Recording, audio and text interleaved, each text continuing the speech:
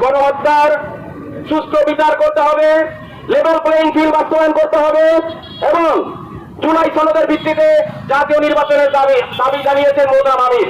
এই দাবির পক্ষে বাংলাদেশের অধিকাংশ সংগঠনের মত থাকা সত্ত্বেও আজকে প্রধান উপদেষ্টা আজকে চাঁদাবাজদের বিভিন্ন চাঁদাবাজের সংগঠনের কথায় সেই দাবির পক্ষে কাজ করতেছে না। আমরা স্পষ্ট ভাষায় ইসলামী যুব আন্দোলন বাংলাদেশ মাদারীপুর জেলা শাখার সংগ্রামী সভাপতি তনোয়ার হোসেন। কেন্দ্র ঘোষিত কর্মসূচি আজ জেলায় জেলায় 5 দফা দাবিতে জাতীয় নির্বাচনের পূর্বে জুলাই জাতীয় নির্বাচন উভয় কক্ষে পিআর পদ্ধতি চালু করা, নিষিদ্ধ ঘোষণা করা। আমার বুঝে আসে না এই 5 দফা কর্মসূচির মধ্যে আজকে 5 দফা নিয়ে আমাদের রাস্তাতে কেন নামতে হবে? সরকার এদেশের ছাত্র যুব জনতার রক্তের উপরে তার ক্ষমতা চেয়ার বসানো কথা ছিল, কি বলেন ঠিক কিনা? আজকে আমরা অত্যন্ত লজ্জা এবং ধিক্কার জানাচ্ছি। আমরা কেন আজকে রাজপথে নামবো? আজকে প্রায় 13 মাস চলে গেল। নাফতানি করবেন, ওই সমস্ত নাফতানি সারা বাংলায় আর চলবে না। সুতরাং পিআর পদ্ধতির মাধ্যমে সুস্থ নির্বাচন চাই আমরা। আর একটা কথা হলো সনদ, জুলাই সনদ। আমার ছোট্ট ছোট শিশু বাচ্চারা, সন্তান বাচ্চারা, ছাত্র ভাইয়েরা জীবন দিল, শ্রমিক ভাইয়েরা জীবন দিল, বৃদ্ধ বাবা জীবন দিল এই স্বৈরাচার পতন ঘটানোর জন্য, দূর করার জন্য। আর তাদের সনদটাকে তালবা না কেন? এটা আমার প্রশ্ন। এটা যেভাবে বাস্তবায়ন হয় সরকারকে আমি দাবি জানাচ্ছি থাকবে। মানুষের গণ আবার আমরা কর্মসূচি দিয়েছি জেলায় জেলায়, জেলা প্রশাসক মহোদয় এর মাধ্যমে প্রধান উপদেষ্টা বরাবর স্মারকলিপি প্রদান। আমরা তারও কোন সরকারের পক্ষ থেকে দেখিনি।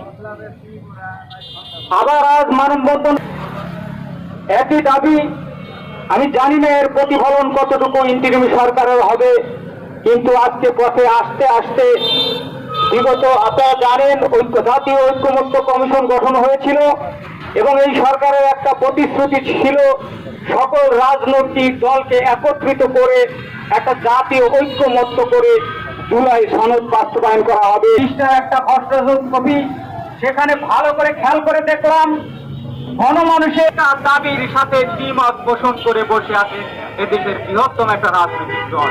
কিন্তু কেন আমরা যার সাথে লক্ষ্য করেছি এই ইন্টারিম সরকার তাদের নিরপেক্ষতা আনা যায় সেই পক্ষে কাজ করছে বলে ইদানিং আমরা ভালো করে খেয়াল করি।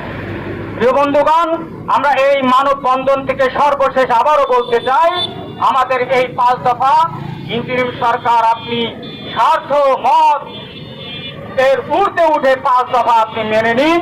যদি মেনে না নেন তাহলে এই 5 দফা আদায়ের লক্ষ্যে চতুর্থ কর্মসূচি হিসেবে পীর সাহেব যে কোনো কর্মসূচি ঘোষণা করবেন, আমরা কিন্তু আপামর জনতাকে নিয়ে ইনশাআল্লাহ আমাদের 5 দফা দাবি আদায় করেই ছাড়ব ইনশাআল্লাহ।